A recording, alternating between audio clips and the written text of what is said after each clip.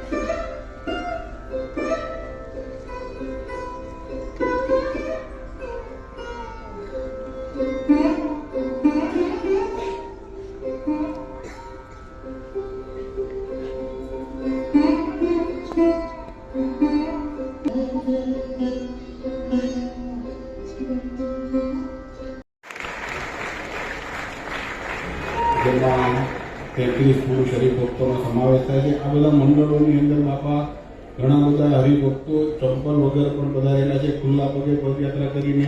ઘણા બધા હરિભક્તો સજડા ઉપવાસ, ગીરજડા ઉપવાસ કરીને પણ બધા મંડળમાંથી થોડા પધાર્યા છે.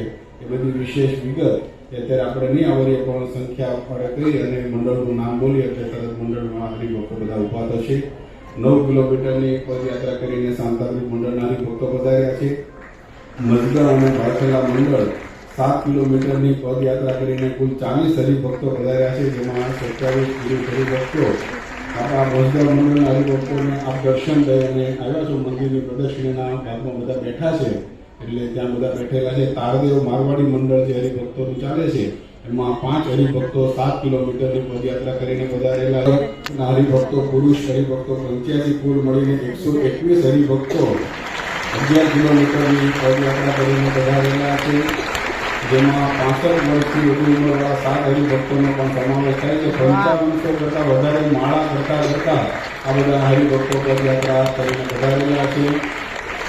અંધેરી પૂર્વથી કુલ 10 હરિભક્તો 14 કિલોમીટરની પદયાત્રા કરીને પધારેલા છે. અંધેરી ઈસ્ટના હરિભક્તો અત્યારે ઉભા છે.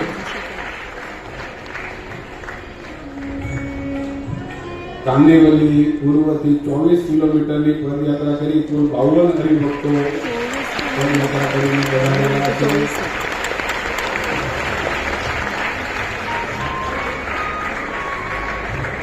કોપરખેરણે, ઘનસોલી અને વાશી મંડળ 22 કિલોમીટરની પદયાત્રા કરી કુલ 58 હરિભક્તો પદયાત્રા કરીને પધારેલા છે.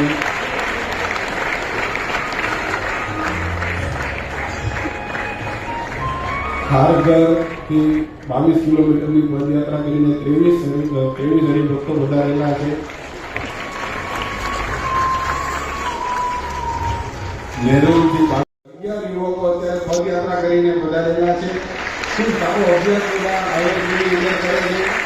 કીર્તન ગાન સાથે દરેક પદયાત્રીઓ આ રીતે પદયાત્રા બધા છે. ઉદાહરણ બે યુવકોની નાબૂદ જ કરીએ છીએ છતાં પણ પધાર્યા છે. અને હવે આઈઆઈટી બોમ્બેના કેમ્પસમાં આપણી પરાસભા પણ અત્યારે ચાલુ થાય છે. આ બધા યુવકો એના પધારો કરે છે. તો આ રીતે બાપા મુંબઈના આજે 21 કરારોમાંથી 21 વિસ્તારોમાંથી 918 હરિભક્તો પદયાત્રા કરીને પધાર્યા છે.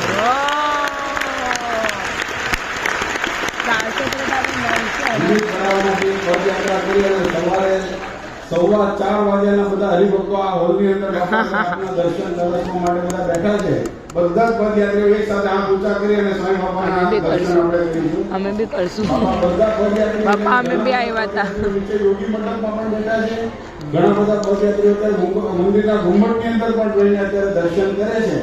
હવે આપની માટે અમે પ્રાર્થના કરીએ છીએ કે હવે આ યોગી સભાનું નામો પડે છે.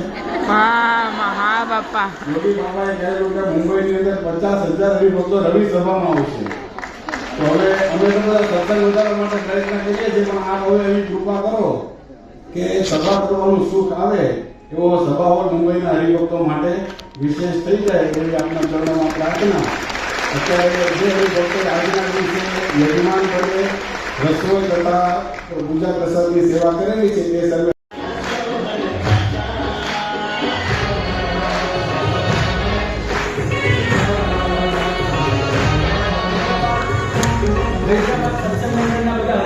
હાથ જોડી અને સ્વામીશ્રી વિશેષ દ્રષ્ટિ પ્રસાદી કરી રહ્યા છે.